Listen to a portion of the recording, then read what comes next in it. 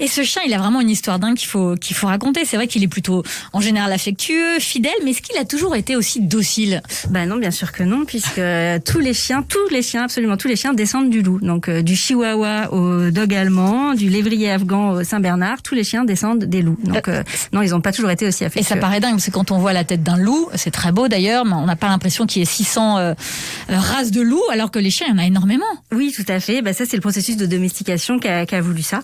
Donc, on sait pas depuis si longtemps que ça, en fait, que tous les chiens descendent du loup. On a pu croire qu'ils descendaient du renard, des chacals, des coyotes. Et en fait, non, on le sait depuis les années 90, grâce à des comparaisons. Seulement. Ouais, grâce à des comparaisons anatomiques, mais aussi génomiques. On s'est rendu compte que non, tous les chiens descendent du loup et sont proches du loup. Hein. C'est un génome qui est proche à 99% de celui du loup. Donc, ce sont des loups. Comment elle se fait, cette domestication, Cécile Bonneau?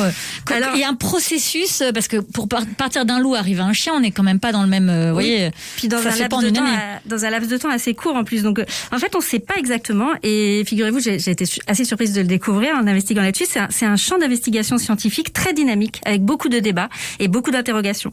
Donc, en fait, la question de quand le loup a été domestiqué est déjà une grosse question en soi. On a quand même une fourchette, comme on dit. On a une fourchette. On imagine que c'est entre, disons que c'est au moins 15 000 ans. Il y a 15 000 ans, on est sûr que il existait déjà des chiens. Le loup avait déjà été domestiqué. Mais en fait, plus on cherche, plus on se dit que ça peut remonter encore plus loin, peut-être déjà vers 40 000 ans. On a quelques fossiles qui laissent penser qu'il y a 35 000 ans, ces loups étaient déjà des chiens. Alors c'est très difficile à déterminer parce qu'il faut pour ça avoir des fossiles de très bonne qualité, parce que les différences sont très subtiles entre un loup récemment domestiqué et un loup sauvage. Les différences anatomiques sont très subtiles, donc il faut des fossiles très bien conservés.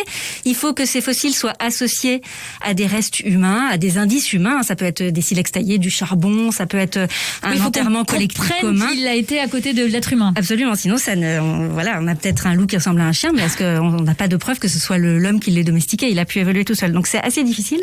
Il faut sinon, l'ADN peut être utilisé aussi, mais il faut qu'il soit pareil, très bien conservé, puisque les différences sont si subtiles qu'il faut vraiment un ADN de très bonne qualité pour réussir à avoir des différences génomiques entre le chien et le loup.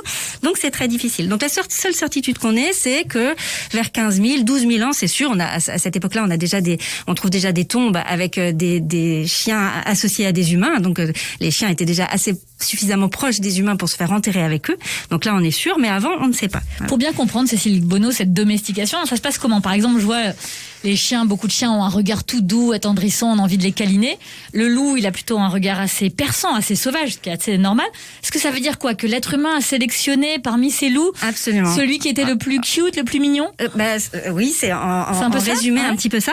En fait, il y a deux possibilités pour imaginer le rapprochement entre les chiens et le loup. Soit c'est les loups entre les loups et les hommes, soit c'est les loups qui ont fait le premier pas vers l'homme, parce qu'en fait ils suivaient les campements en se disant que c'était un bon moyen de trouver de la nourriture. Ils pouvaient récupérer les carcasses, les restes, les carcasses de mammouth, les restes que les hommes avaient chassés à leur place. Donc ça pouvait être assez intéressant pour le loup de se rapprocher des humains de cette façon-là. Et puis peut-être que les moins sauvages, les plus dociles ont commencé à se rapprocher par curiosité et qu'un lien s'est fait comme ça. Ou alors ça peut être les hommes qui ont choisi de capturer des petits louveteaux abandonnés, qui ont commencé à les dresser, et c'est comme ça que le processus. Alors peut-être même c'est les deux qui se sont faits petit à petit, mais ce qui est évident, c'est qu'il y avait déjà des traits communs entre les loups et les humains. D'abord, il y avait les mêmes territoires de chasse, un peu les mêmes manières de chasser les animaux, c'est-à-dire il y a cette dimension meute en fait qui existait aussi bien dans les groupes d'humains que dans le loup. Et justement, le fait que les loups vivaient en meute, ça veut dire qu'ils étaient déjà capables de supporter une domination.